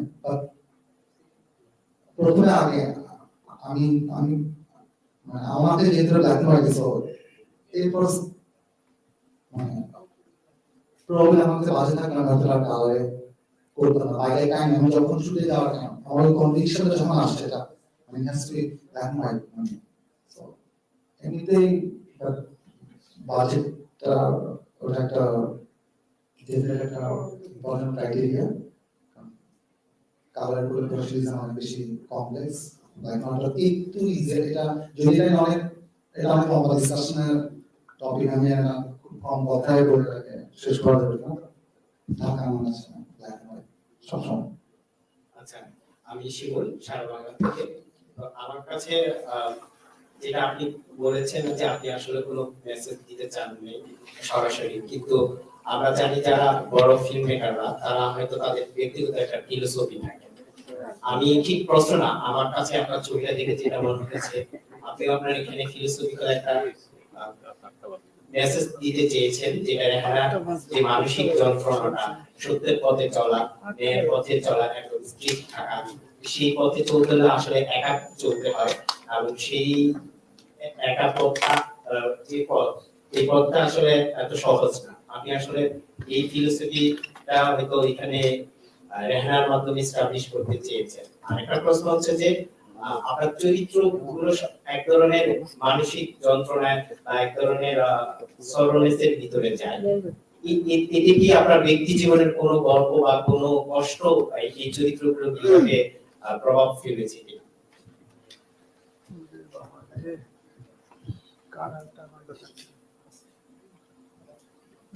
না, আমি আমার আমি নিজস্ব কোনো ফিলোসফি আমার ছবির মধ্যে দিয়ে আমি আসলে প্রকাশ করতে চাই এরকম না, কারণ আমি নিজেই অলওয়েজ ডাউটের মধ্যে থাকি বেশিরভাগ সিচুয়েশন নিয়ে, বেশিরভাগ আইডিয়া নিয়ে, মানুষকে নিয়ে, আমরা ওয়ার্ল্ডে যা যা ঘটছে সবকিছু নিয়ে। আমার রাইটিং অ্যাপ্রোচটা আসলে আমিও বোঝার চেষ্টা করি। আমি ছবিটা ডিরেক্ট করছি, লিখছি বা ডিরেক্ট করছি তার মানে না যে আমি রেহানাকে বুঝে গেছি, এখন আমি সবাইকে বোঝাতে চাই। আমি নিজেও আসলে ওই প্রসেসের মধ্যে বোঝার চেষ্টা করছি। আমি অনেক কিছু রিভিজিট করতেছি, আমার অনেক কিতাব, অনেক আইডিয়া। হয়তো 5 বছর আগে একটা সিচুয়েশন আমি একভাবে রিয়েক্ট করতাম, আমি এখন হয়তো লিখতে বোঝার চেষ্টা করছি আমি কি ঠিকভাবে রেসপন্ড করছিলাম কিনা ওই সিচুয়েশনে, আমাকে অন্য কোনোভাবে রেসপন্ড করা উচিত ছিল কিনা। আমি নিজে আসলে বোঝার চেষ্টায় আছি। এবং আমি ওই ইনভেস্টিগেশনটা জাস্ট আসলে আমার আমি শেয়ার করছি।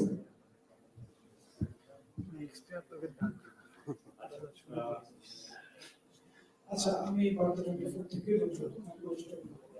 আমি একটা প্রশ্ন কিছু হচ্ছে আজকে প্রথম প্রশ্ন হচ্ছে যে আজকে একসাই হচ্ছে যে বাঁধন শ্রেষ্ঠ অভিনেত্রী হলেন সম্ভবত, এবং রেহানা ওয়েবরুর অ্যাওয়ার্ড পেলেন।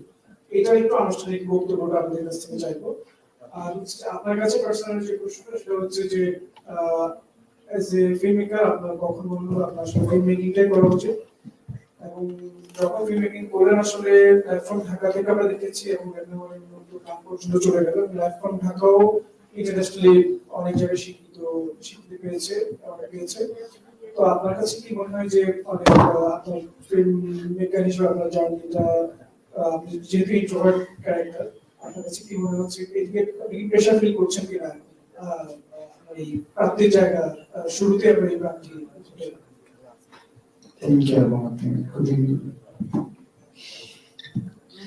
আমি খুবই প্রেশার মধ্যে আছি। সাথে আমাদেরকে বলো একটু, আমাদের প্রশংসা করা উচিত তো। হ্যাঁ, আমি তো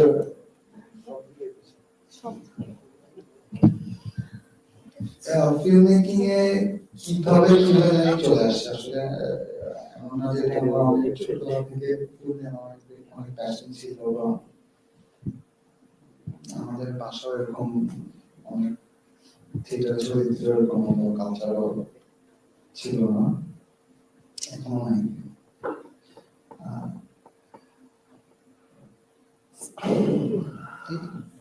আমি জানি না খুবই স্লোলি একটু করে কিভাবে জানি ফিল্ম মেকিং এ ঢুকে পড়ছি। প্রশ্ন করেছিলাম যে আমি আরো অন্য কিছু ট্রাই করেছি, যখন এখন মানে অনেক ফিল্মিংটা খুবই কিভাবে আমি জানি কিভাবে কে জানি একটু বলছে মানে এইটা আসলে বলতে পারি যে আমরা জানি অনেক বছর ধরে ট্রাই করছি, অনেক আমরা ছোটবেলা থেকে আমার ফিল্ম নিয়ে প্যাশন ছিল এরকম আসলে না। ভালো যে পরিচালক আব্দুল্লাহ মোহাম্মদ সাদ অন্য কিছু চেষ্টা করেছিলেন এই জন্য ফিল্ম মেকিং আসা হয়েছে। কি চেষ্টা করেছিলেন? মিউজিশিয়ান হওয়ার চেষ্টা করেছিলাম, এই জন্য ফিল্ম মেকিং আসা হয়েছে। আর একটা ইন্টারেস্টিং আলাপ, এই যে আমরা খুব সিরিয়াস আলাপের মধ্যে ঢুকে পড়েছি, আমি জাস্ট একটা ছোট্ট করি, সেটা হলো যে প্রথম ছবিটা সাদা কালো, তারপরে ছবিটা নীল রঙের, এরপরে নিশ্চয়ই আব্দুল্লাহ মোহাম্মদ সাদ আমাদের সম্পূর্ণ রঙিন ছবি বানাবেন। ব্যাপারটা এরকম নাকি? ব্যাপারটা এরকম না, আমি যে কারণে লাইনটা বললাম নিশ্চয়ই এরকম না, কিন্তু ব্যাপারটা এরকম যে আমার একটা প্রশ্ন আছে এখানে, সেটা হলো যেহেতু আপনারা প্রশ্ন করছেন, আমার মাথায় প্রশ্ন করছে যে এই ছবির রাইটিং আপনার, ডিরেকশন আপনার, এডিটিং আপনার, চরিত্র নির্মাণ আপনার, সাউন্ড ডিজাইনিং এ আপনার টিমের সাথে আপনি কাজ করেছেন, কালারে ডেফিনেটলি আপনি আপনার টিমের সাথে কাজ করেছেন এবং প্রডিউসিং। আমার কাছে যে প্রশ্ন যে এরকম একটা প্রায় 3 বছরের নির্মাণের একটা জার্নি, এই জার্নিতে রাইটিং এর মতো বিষয়ে সামলে মেকিং ডিজাইন এই পুরো প্রসেসের মধ্যে আবার গোটা সিনেমার মধ্যে আপনি স্পেস রেখেছেন যাতে দর্শক হিসাবে বা সাংবাদিক হিসেবে আমরা ইন্টারপ্রেট করতে পারি, সেই স্পেসটা রেখেছেন আপনি, কোথাও কোনো বার্তা দিতে চাননি। কিন্তু বাংলাদেশে আপনার কি মনে হয় গোটা প্রসেসের মধ্যে দিয়ে প্রডিউসিং সিস্টেমটা একটা বড় চ্যালেঞ্জ কিনা? অ্যাজ এ মেকার আপনি প্রডিউসিং সিস্টেমটা একটা বড় ধরনের চ্যালেঞ্জ দেখছেন কিনা, রাইটিং এর একটা বড় চ্যালেঞ্জ দেখেন কিনা, যেহেতু পুরো ছবিটার মধ্যে আমার মনে করবো আমরা সিনেমা মেকিং এ আপনার এই অভিজ্ঞতা থেকে কি বলবেন আপনি? আমি যে ছবিটা বানাতে চাই ওই ছবিতে ফাইন্যান্স করার মতন সিচুয়েশন বা সবকিছু মিলে প্রবাবলি এক্সিস্ট করে না। মানে আমার কাছে মনে হয় যে আমি আমার স্ক্রিন প্লে নিয়ে কোনো ফাইন্যান্সিয়াল ইন্ডাস্ট্রির কাছে গিয়ে বলে কেউ আমাকে ফাইন্যান্স করে এবং আই আন্ডারস্ট্যান্ড, এবং আমার কাছে মনে হয় যে হয়তো ওটা করছে এখন পর্যন্ত। সো যেটা হয় আমাদের ছবিটা বানাতে হলে আমাদের মতো করে একটা ওয়ে আউট বের করতে হয়। আমার ক্ষেত্রে আমি খুবই লাকি, কারণ আমার এরকম কয়েকজন মারাত্মক ফ্রেন্ড আছে যারা আমাকে সবসময় বিশেষ করছে, এবং আমি বিশেষ করছি না হয়তো ফ্রেন্ড হিসেবে আমি আমার লাকটা ভালো আছে, আমি ওই ফ্রেন্ডগুলো পাইছি, এবং আমার টিম মেম্বার গুলো কিভাবে অ্যাক্টর থেকে শুরু করে সবাই মানে ওই এসেন্সটা সামহাও ওরা টের পাইছে, এবং যে কারণে আমি হয়তো আমি আমার করে একটা ছবি বানাতে পারছি। আমি অন্য ফিল্ম মেকারদের ক্রাইসিস হয়তো ডিফারেন্ট আমাদের ক্ষেত্রে আমি যেটা দেখছি সবাই তো সামহাও কোনো না কোনো ভাবে ওয়ে আউট বের করতেছেই, ছবি হতেছে প্রত্যেক বছর আমাদের। আমি আর আপনার কোশ্চেনটা ঠিকভাবে অ্যান্সার করতে পারতেছি না, হয়তো প্রপার সিস্টেম থাকলে তো অলওয়েজ বেটার থাকে যদি কোনো একটা প্রপার ফরমেশনে আনা যায়, বাট কাউকে আটকে রাখতে পারে নাই কোনো প্রবলেম আমাদের কারণে, এটা আমি যা দেখলাম সবাই সবাই সব ছবি বানাচ্ছেন, কাউকে আটকে রাখা যায় না। আর একটা কনভারসেশন একটু বলি, সেটা হচ্ছে যে যমুনা টিভির করেছিলেন বা গুগল দিয়েছিলেন যে হাসপাতালের কনভারসেশনটা নিয়ে। আমার কাছে মনে হচ্ছে যে এই ধরনের সাধারণত দেখার সময় আমার যে অনুভূতিটা ছিল দর্শক হিসেবে, সেটা ছিল যে এই ধরনের কনভারসেশন আমরা সাধারণত বইয়ে পড়ি, কিন্তু এটা কোনো বই থেকে বানানো ছবি না, এটা একটা মৌলিক সিদ্ধান্ত থেকে যদি আমরা সেইভাবে দেখি তাহলে এই পার্থক্যটা আসলে ইন্টারেস্টিং ছিল যে বই থেকে বানানো না, বাট আমি বইয়ের ফিলিংটা পাচ্ছি, এটা আমার দর্শক হিসেবে মনে হচ্ছে। আর প্রযোজক বাবু ভাইয়ের কাছে আমার একটা প্রশ্ন যে এই ধরনের ছবি প্রডিউস করাটা আসলে বাংলাদেশে একটু চ্যালেঞ্জিং। তো চ্যালেঞ্জিং এই সেন্সে যে এটা অডিয়েন্স ক্যাটাগরি যদি আমি বলি সেটা হয়তো অত ব্রড কমার্শিয়াল সিনেমা বা হয়তো অনেকে মেসেজটা ছবিটা সেভাবে বুঝতে পারবে না বা তাদের হয়তো এত ভালো নাও লাগতে পারে। আমি যদি সাধারণ প্রেক্ষাপটে বলি তাহলে সেই ক্ষেত্রে আপনার এই ছবি প্রডিউসিং এর ব্যাপারে আপনার চ্যালেঞ্জ কি ছিল আপনাদের টিমে? আর আরেকটা প্রশ্ন সাতক্ষীরার কাছে এটা এবং পুরো টিমের কাছে, সেটা হচ্ছে যে সাধারণত সাংবাদিক হিসেবে আসলে এটা আমাদের খুব একটা সুযোগ হয় না এই প্রশ্নটা করার। কারণ চলচ্চিত্র উৎসবে যাওয়ার অনুভূতিটা সাত ভাইয়ের মানে ফার্স্ট পারসন ন্যারেটিভে আমরা আসলে জানতে চাই। আচ্ছা বাবু আমার কারণ যেটা আপনি বললেন যে এই ধরনের ছবির অডিয়েন্স তো কম, তো এই চ্যালেঞ্জগুলো কেন? বা এটার সাথে বাবু যদি এই প্রশ্নটাও বলি প্রডিউসিং সিস্টেমের চ্যালেঞ্জটা আপনি বুঝে দেখেন। ধন্যবাদ আপনাদের সবাইকে যে আজকে আপনারা আমাদের সাথে আছেন।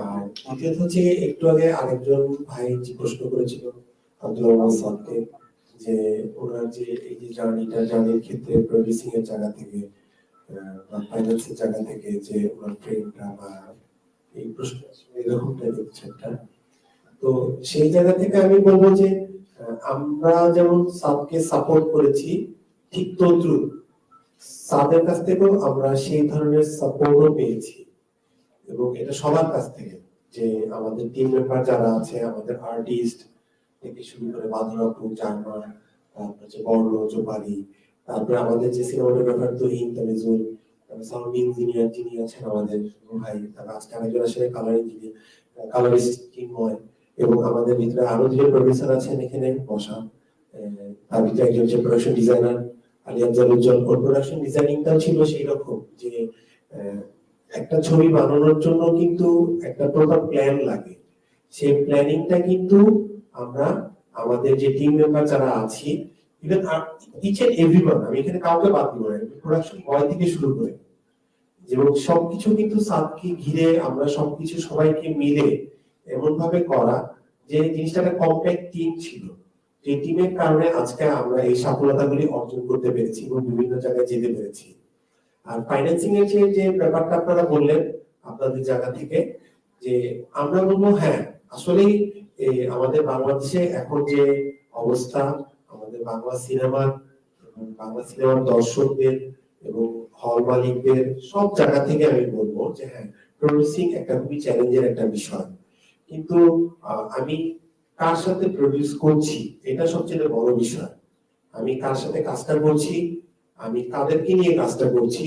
আমি বলবো আমার জায়গা থেকে একটা কথাই, আমাদের যে ফ্রেন্ডশিপ এবং আমাদের বন্ধুত্বের ভিতরে যে বন্ডিং, এই বন্ডিং এর জায়গা থেকে আমরা আমাদের মতো করে একটা আলাদা ভিশন অলওয়েজ দেখতে পাই, যে ভিশনটাকে আমরা নিজের অস্তিত্ব সত্তা, আমরা কিন্তু কেউই আমাদের ফ্যামিলি ব্যাকগ্রাউন্ড কারোরই এমন কেউ নেই যে আমরা মিডিয়াতে কাজ করে, যেমন সাদের আব্বা বলেন, আমার আব্বা বলেন, আমার আরো যে প্রডিউসার আছে বা এক্স ওয়াই জেড আমাদের বন্ধুরা আছে, সবাই কিন্তু তাদের জায়গা থেকে ধার্মিক এবং সবাই আমার সালাম পড়ে এবং সেই জায়গা থেকে আমরা বিলং করি।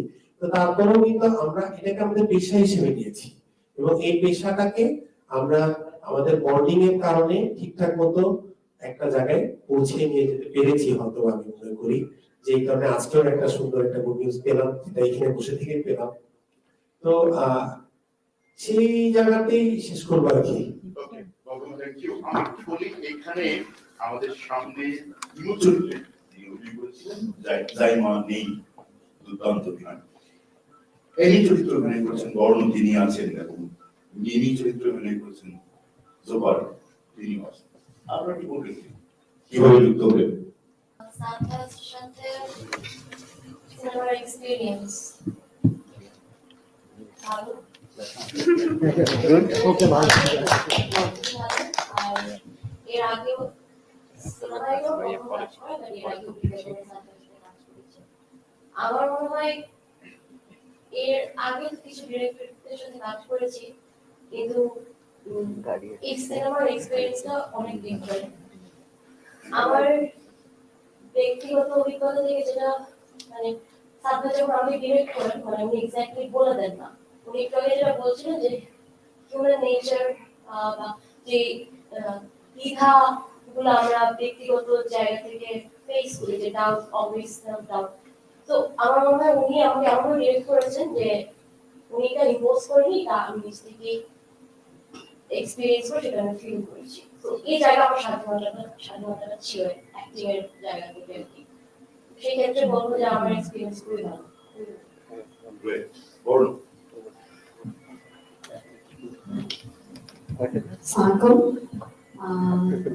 সাদ ভাইয়ার সাথে এটা আমার প্রথম কাজ, এটা আমার জীবনের প্রথম সিনেমাও। সাদ ভাইয়া খুবই অমায়িক একজন মানুষ, আর আমাদের পুরো টিমের সবাই অনেক অনেক অমায়িক। আমি এর আগেও আমার যখন ইন্টারভিউ আমি একটা দুটো দিয়েছি, ওখানে একবার বলেছি যে আমাদের মুভিতে সেটে একটা উচ্চ বাক্যে বা জোরে শব্দ করে আমরা কথা বলিনি। আমরা কিন্তু এরকম চোখের ইশারায় বা ভাইয়া দূরে দাঁড়িয়ে আছে, আমরা ওভাবে রিড করে কিন্তু আস্তে আস্তে কাজগুলো করেছি। তো পুরো টিম মেম্বারদের মধ্যে যে আন্ডারস্ট্যান্ডিংটা, এটা খুবই ভালো ছিল। আমার সব থেকে কষ্ট লেগেছে হচ্ছে তুহিন ভাইয়ার জন্য, কারণ আমি একটা শট ভুল করছি, আমরা আবার শটটা দিচ্ছি, বাঁধন আপু খুবই সাপোর্টিভ ছিল, বাঁধন আপুর সাথে আমার বেশি শট ছিল।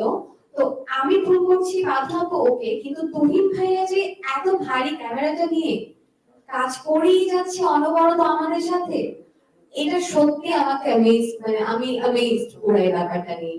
পুরো টিম অনেক ইন্সপায়ার করেছে, কিন্তু আলাদা ভাবে যদি একটা মানুষকে দেখে আমার মনে হচ্ছে যে আসলে কষ্ট করেও এত দূর এভাবে সে সারাটা সময় হেসেছে, কখনো রাগ করে বলেনি হচ্ছে না কেন। আমি আমার জায়গা থেকে বলেছি ভাইয়া সরি, কিন্তু ভাইয়া আসলে আমি কি বলবো। আর সাদ ভাইয়া তো আমাদেরকে একটা আলাদা জায়গা দিয়েছে নিজেদের ক্যারেক্টারটা ডেভেলপ করার জন্য, বোঝার জন্য। এই জন্য কিন্তু আমরা সময় নিয়েছি মুভিটা শুটিং এর আগে বোঝার জন্য আর সবকিছু অ্যাডাপ্ট করার জন্য। এখান থেকে আমি অনেক কিছু শিখতে পেরেছি, এটা বলা শুরু করলে আসলে শেষ হবে না।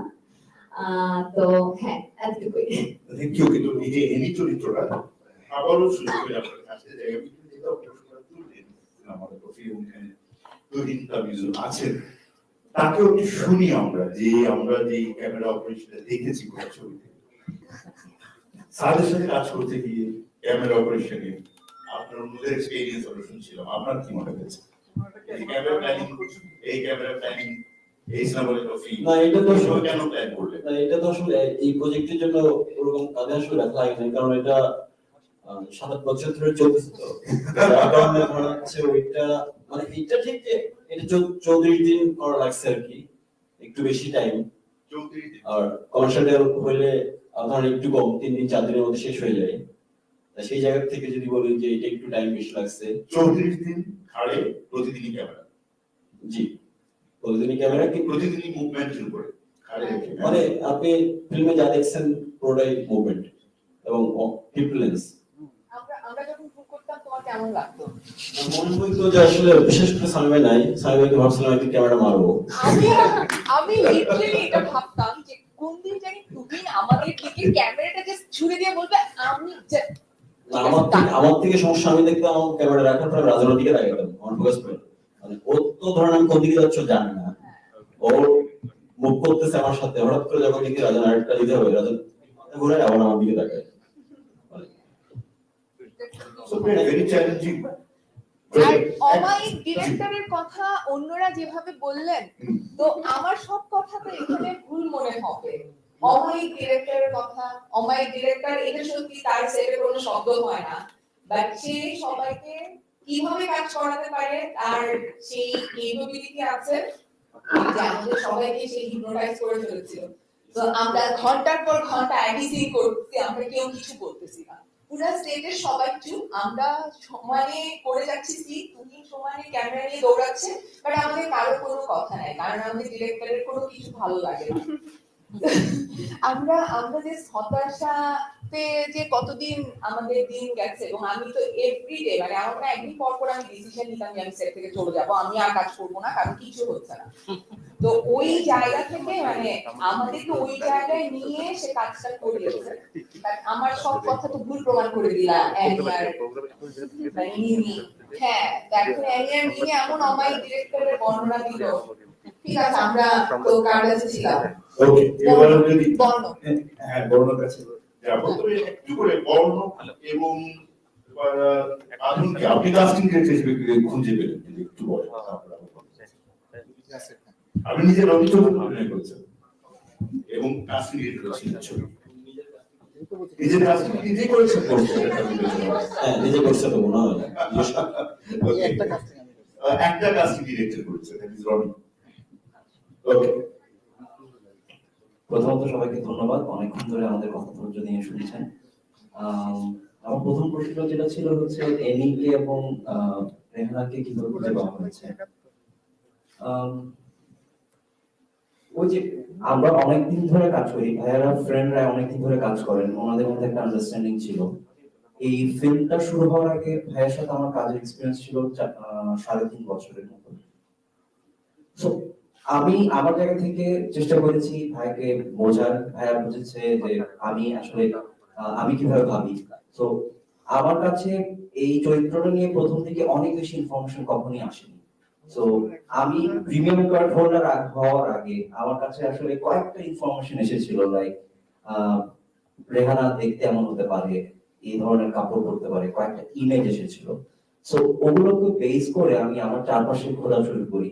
আমি কাস্টিং করার ক্ষেত্রে প্রুভেন পারসন ছাড়াও আমি নতুন কাউকে ভাবা কিংবা এমন কাউকে ভাবছিলাম যাকে আসলে কখনো অন্যভাবে দেখিনি। রেহানা দেখার পর আমি শক হয়ে যাবো, অথবা তার মধ্যে রেহানাকেই দেখবো, অন্য কোনো ক্যারেক্টার এসে কমপ্লিট করবে না।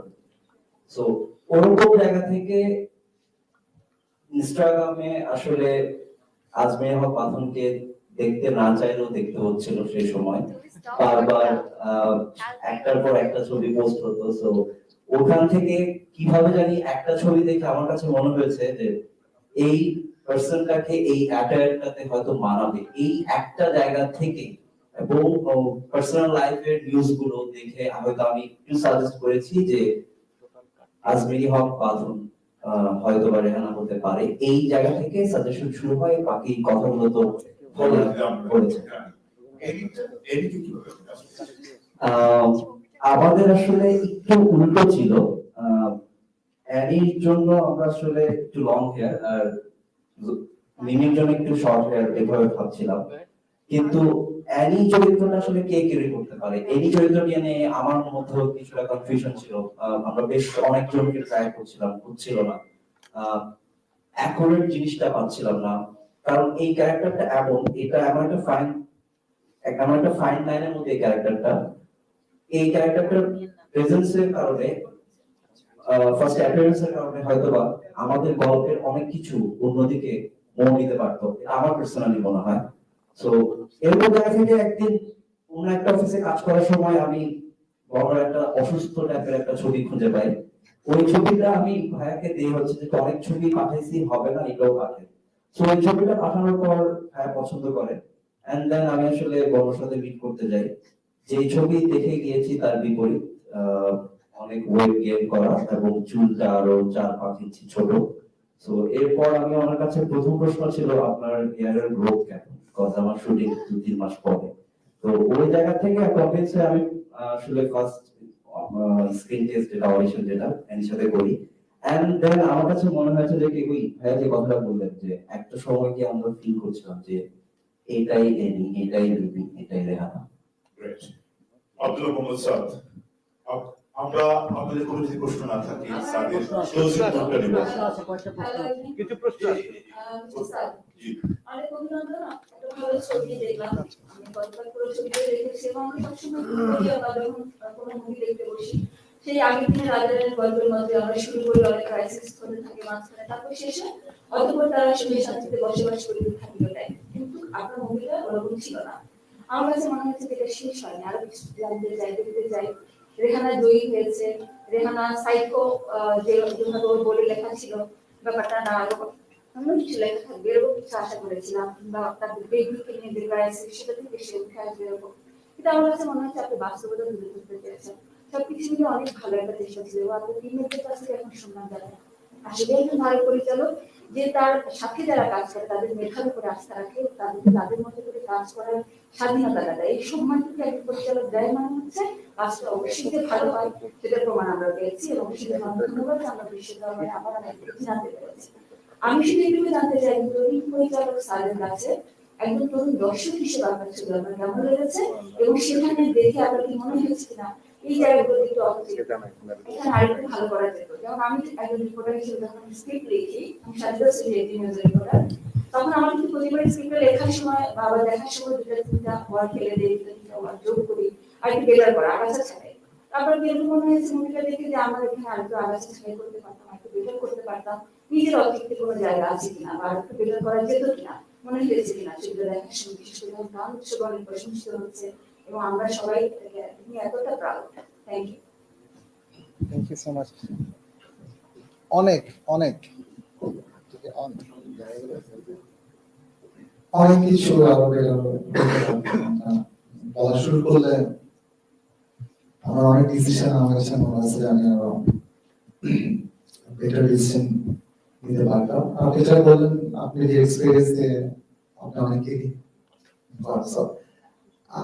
আমার ক্ষেত্রে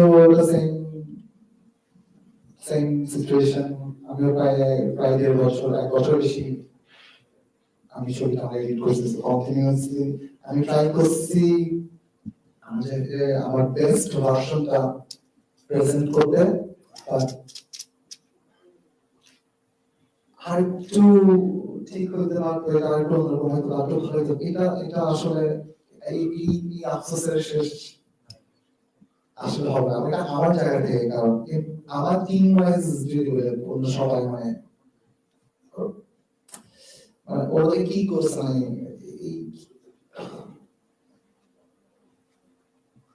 আমি প্রবাবলি হয়তো আরেকটু আরো কিছু ডিসিশন নিতে পারতাম কিছু কিছু সিনের ক্ষেত্রে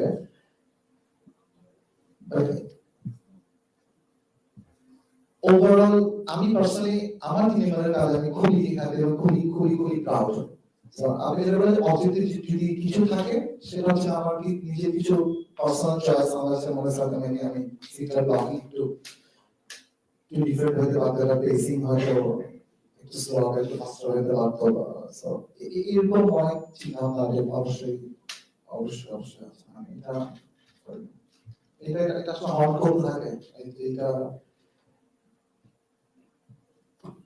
কানে ছবি যাওয়া বা অস্কার পেলে মানে ওই ডিস্যাটিসফ্যাকশন বা একটু যে ভালো হতে হবে এটা আসলে এটা কন্টিনিউয়াসলি আসলে হট করতে থাকে এটা কখনো যায় না অনেক বড় অ্যাচিভমেন্ট করলে যে ওটা চলে যাবে এখন মনে হবে না অনেক খুবই ঠিকঠাক করছে এটা আসলে ঘটে না আচ্ছা আমরা 5 মিনিট মধ্যে শেষ করতে দিই একটা প্রশ্ন করতে চাই আমরা অপর রোডে বিজনেস স্ট্যান্ডার্ডে কাজ করি আমি আসলে প্রশ্ন করার আগে ছোট্ট দুই একটা বিষয় বলতে চাই যে কালকে সিনেমাটা দেখার পরে আমার খুবই ভালো এটা খুবই মুগ্ধ হয়েছি সিনেমাটা দেখে কালকে জানিয়েছি একটা জায়গায় শেষের দিকে যখন বাথরুমের মেয়ে সম্ভবত স্কুলে এর সঙ্গে কথা হচ্ছিল প্রিন্সিপালের সঙ্গে কথা হচ্ছিল প্রিন্সিপাল রেহানার মেয়ে সম্পর্কে বলছিল এবং রেহানার মেয়ে একজনকে চিঠি দিয়েছে আর একজনকে বাচ্চার সঙ্গে আরেকটা বাচ্চার সঙ্গে কোথায় একটা ক্লাস যে কারণে সে স্কুলে পারফর্ম করতে পারলো না ওই জায়গায় একটা ছোট্ট ডায়লগে মুগ্ধ হয়েছে ডায়লগ তো স্যারেরই লেখা এটা হচ্ছে কেউ দেখেনি বলে কি ঘটনাটা ঘটেনি এমন তো না খুবই মুগ্ধকর একটা ডায়লগ কেউ না দেখলে ঘটনা ঘটবে না অবশ্যই ঘটবে আচ্ছা আরেকটা বিষয় হচ্ছে আমার এই দুটো জিনিস জানার আগ্রহ একটা হলো বাঁধন অনেকগুলো ঘটনার মধ্যে আমরা দেখি যে আপনার সিনেমাতে পানি অনেক ব্যবহার হয় মুখে অনেকবার পানি হয় এবং শেষমেশ যখন অনেক ডিজাইন করতে বলা হয় তখন অনেক পানি মারা হয় এইটার আসলে স্পেসিফিক কোনো কারণ আছে কিনা এটা একটা আরেকটা হচ্ছে অবশ্যই তাদের কাছে এবং আপনি দীর্ঘ সময় ধরে স্ক্রিপ্ট লিখেছেন এবং এটাও অনেক সময় ধরে বানিয়েছেন আপনার নতুন কোনো স্ক্রিপ্ট লেখা হচ্ছে কিনা এবং নতুন কোনো সিনেমা আমরা সামনে দেখছি কিনা একটু আমাদেরকে বলবেন থ্যাংক ইউ এটা খুব ইন্টারেস্টিং অবজারভেশন প্রবাবলি পানি নিয়ে একটা ফ্যাসিনেশন হয়তো আছে বৃষ্টি নিয়েও আছে একটু পানি হ্যাঁ but আমরা যখন ইন্টেনশনালি আমি ওই ডিসিশন নিছি আমি সেটা কথা বলতেছিলাম কারণ যেহেতু এখনো কালকে থেকে ছবিটা রিলিজ হবে সো আমি স্পয়লার দিতে চাই না বাট হ্যাঁ পানি নিয়ে আমার আলাদা ফ্যাসিনেশন আছে এটা ট্রু নতুন কাজ নতুন সিনেমা কবে নাগাদ শুরু হবে? আমার একটা সহজ প্রশ্ন ছিল নতুন সিনেমাটা বলে দিই একটু বলবো না আগে নতুন সিনেমাটা শুনতে চাই আমরা সামনে কি দেখতে যাচ্ছি আপনার সামনে নতুন সিনেমা নিয়ে কোনো পরিকল্পনা আছে এখনো শুনুন আমি স্টিল ট্রাই করছি আসলে নতুন ক্যারেক্টারটা করার চেষ্টা করছি এখনো কোনো কমপ্লিট কোনো কিছু স্টিল আমার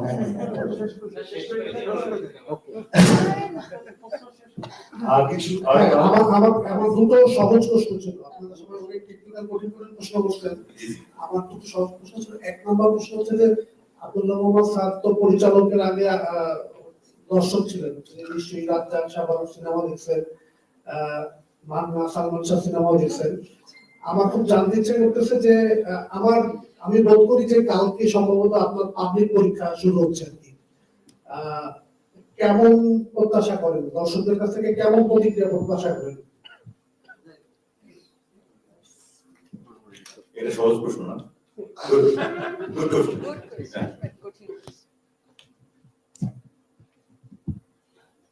আমরা আমাদের বেস্ট ট্রাই করছি আমরা আমাদের ছবি যে ছবি আমরা বানাতে চাইছি এটা বেস্ট ট্রাই করছি এখন আমি জাস্ট আশা করি যে আমাদের ছবিটাকে আমাদের অডিয়েন্সরা একটা চান্স দিবে একটা অপরচুনিটি দিবে কেমন প্রতিক্রিয়া হবে আমি এক ধরনের প্রতিক্রিয়া চাই না আই হোপ যে অনেক ডিফারেন্ট ইন্টারপ্রিটেশন আসবে আমাদের ছবিটা থেকে যেহেতু আমরা অনেক আমাদের আমরা ট্রাই করছি আমরা অ্যাটেম্প্ট করছি ইন্টারেস্টিং কোশ্চেন ওইরকম কমপ্লেক্স কোশ্চেন রেজ করতে সো আই হোপ যে ওর অ্যান্সার নিয়ে অনেক রকম ডিফারেন্ট জেনারেশন আসবে সেটা হয়তো আগে ছবিটা দেখতে আসতে হবে আমরা তো আমাদের কষ্ট করছি এতটুকু আমি আশা করি যে সবাই একবার করে চান্স দিবেন ভালো লাগলে ভালো না ভালো লাগলে ওটা আমাদের সাথে শেয়ার করবেন ইন্টারন্যাশনালি ক্রিটিকদের কাছ থেকে অনেক প্রশংসা আপনি পেয়েছেন আমাদের দেশের ক্রিটিক দর্শক ফিল্ম মেকার এদের কাছ থেকে যে প্রশংসা আলোচনা সমালোচনা নিন্দা বা অবজ্ঞা এগুলো আসলে আপনাকে কতটা মানে স্পর্শ করবে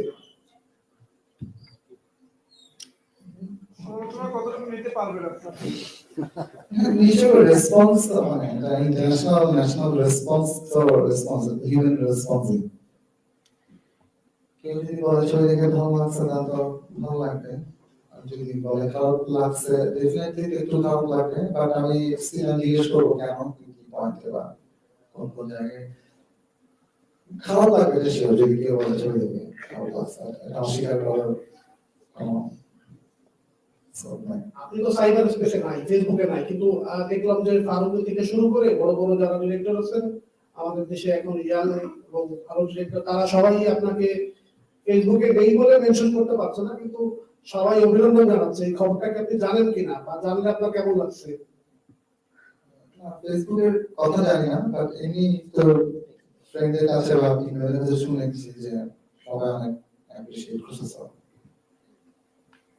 থ্যাংক ইউ আপনাদের শুভকামনা প্রশ্ন আছে ছাটু আমরা তাদের সাথে কথা শেষ করি তুমি তো শেয়ার করো এখনো না কেন কি এর সেভারে স্পেশাল আর এটা শেষ সুন্দর হাই প্রোগ্রাম আরো কোশ্চেন আছে কেন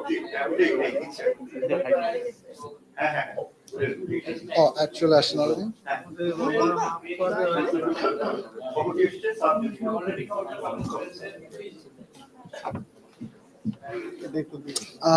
Rehan Amarendra Asia Pacific Screen Awards 2021 দুটো ক্যাটাগরিতে পুরস্কার পেয়েছে।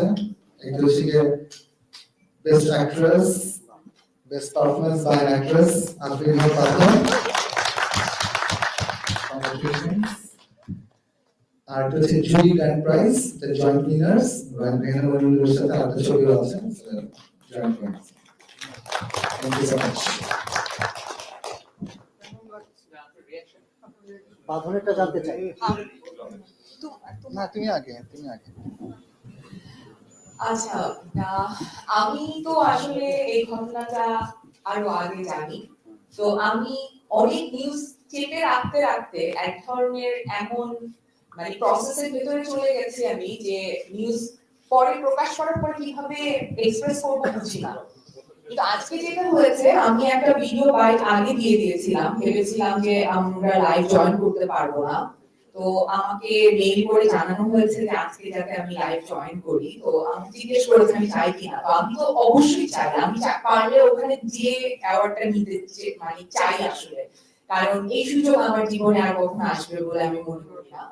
তো আমি যখন আসলে ওখানে লাইভে ছিলাম, আমার যেটা হয়েছে যে ওখানে যখন আসলে আমি বুঝি নাই যে আমি তো এমনিতে ওইটা বলে দিয়েছি একবার ভিডিও বাইরে। তো আমি চাই যে আমি কি বলবো, ওকে ফাইন।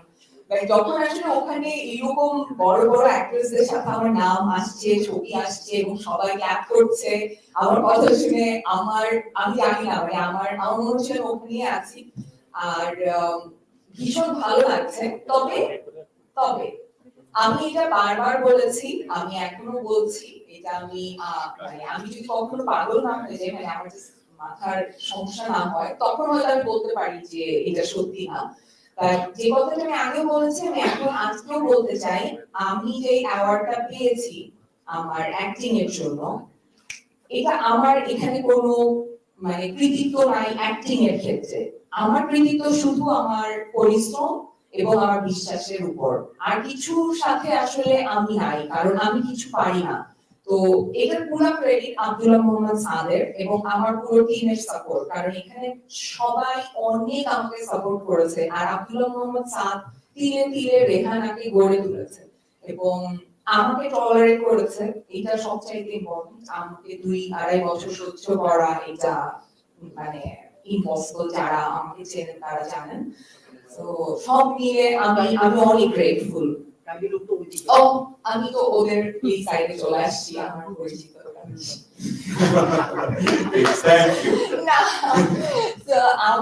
আমি আসলে খুবই খুশি। আমি যেদিন প্রথম শুনছি, আমি জাস্ট কথা বলতে পারছিলাম না, কি বলবো, কি রিঅ্যাকশন দিব। বাট আমার এখানে পুরো ক্রেডিট সাদের এবং আমার পুরো টিমের জন্য এটা। এবং মানে আমার ভীষণ ভালো লাগছে। এটা তো আসলে মানে বলার অপেক্ষায় রাখে না। আমি সবার কাছে গ্রেটফুল। এবং আমার মানে আমি সাদকে একটা মেইল লিখেছিলাম 2019-এ, ঠিক আছে? তো ওই মেইলে আমি লাস্ট লাইনটা লিখেছিলাম যে আমাকে ইতিহাসের অংশ করার জন্য ধন্যবাদ। তো আমি 2019-এ বুঝতে পারছিলাম যে কিছু একটা হবে যেটা বাংলাদেশ আগে হয় নাই, বা এত কিছু হবে সেটা আমি কখনো এক্সপেক্ট করি নাই। Thank you sir. ধন্যবাদ। আমি অবশ্যই সাতটা প্রতিক্রিয়া ছোট্ট করে যদি বাবু আপনি কিছুটা আমি আসলে পরে ভুলে যাবো, সেজন্য জুলাস ভাইকে রিকোয়েস্ট করলাম আমাকে একটু সুযোগ দেন। যেটা হচ্ছে এখন যে দুটা নিউজ গণমাধ্যমে এসেছে, এটা নিয়ে বাঁধন যেভাবে বললো, এটা নিয়ে আসলে আমি যে কসম করে দাঁড়িয়ে যাচ্ছি। আমাদের ছবি 2টা অ্যাওয়ার্ড নিয়ে এসছে এশিয়া প্যাসিফিক থেকে। তো সেই জায়গা থেকে বাঁধন যে সব ক্রেডিটটা আমাদেরকে দিল, আসলে কিন্তু তা না। ওর ভিতরে আসলেই কিছু আছে, যেই কারণে আজকে ও এই জায়গা পর্যন্ত এসেছে। এবং ও যে ডেডিকেশনটা ছিল, সেই ডেডিকেশনের জন্য আজকে বাঁধন, এবং সাদেরও সেই ডেডিকেশন ছিল বলেই আজকে সাদ রেহানা মনিরের ডিরেক্টর। এবং আমরা পুরো টিম ওর সাথে কাজ করতে পারার জন্য আসলে কি বলবো, আমার কিছু বলার নেই। ধন্যবাদ। আব্দুল্লাহ মোহাম্মদ স্যার, আপনি দিয়ে আমরা শেষ করি, তার প্রতিক্রিয়া এবং ক্লোজিং নোট। তাহলে মাত্র যেটা বলতেছিলাম, টু মডেস্ট এবং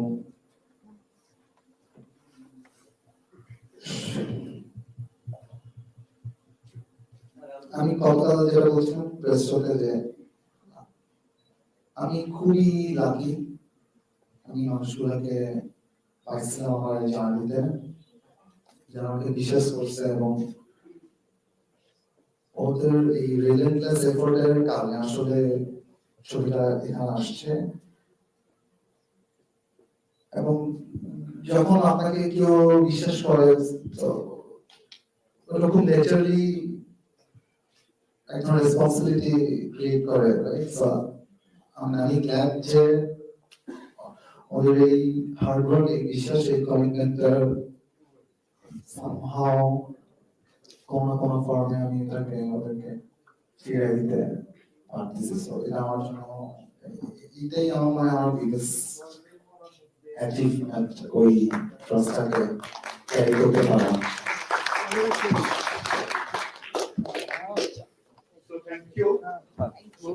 থ্যাংক ইউ আব্দুল মোহাম্মদ সাদ এবং রেহানা মরিয়ম টিম এখানে আর আপনারা যারা এসেছেন সবাইকে ধন্যবাদ। শেষ করছেন।